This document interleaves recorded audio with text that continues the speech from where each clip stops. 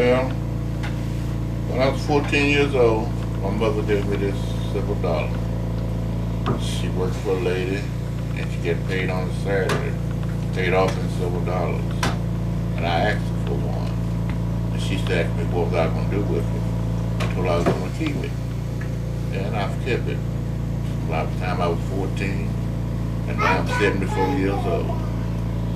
And my mother was a very generous woman. Everybody loved her. And she was very happy, very caring. Had 13 kids. And now I'm passing this on to my daughter Kim. What was your name? Mable, my daughter Pooh. My daughter Pooh.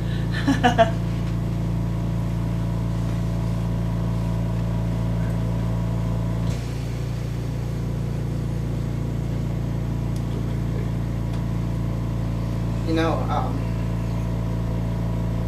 this means more to me than I can ever actually verbalize, because Mable passed away in 1967. I wasn't born until 1970. So I should have never known who she was or anything about her. But because I was blessed enough to look like her as a child, you and Uncle Bug, Raleigh Martin, told me stories about her my whole life. And I didn't realize how special that was until me and Tammy were riding in the car one day, and I was talking about Mable, just going on and on about her, and she looked at me and said, "How do you know so much about Mable?" And I didn't realize at the time that nobody else in my generation really knew anything about her. Didn't know nothing about her other than her name and that she was just your mother.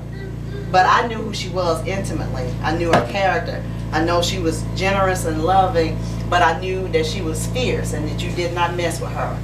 And I embodied that, and I made her part of who I am. And I remember when I was working on my master's degree, we were doing a class on memory.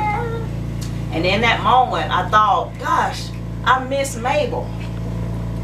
And before I could finish the thought, I started talking to myself out loud, because I was like, you never met Mable. How can you miss somebody you never met?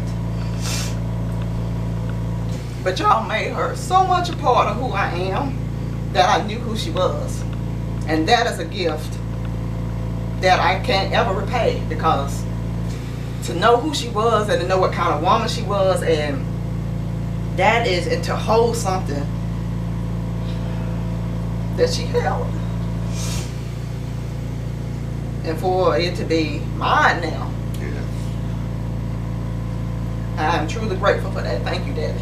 You're very welcome, baby. Very welcome. Thank you.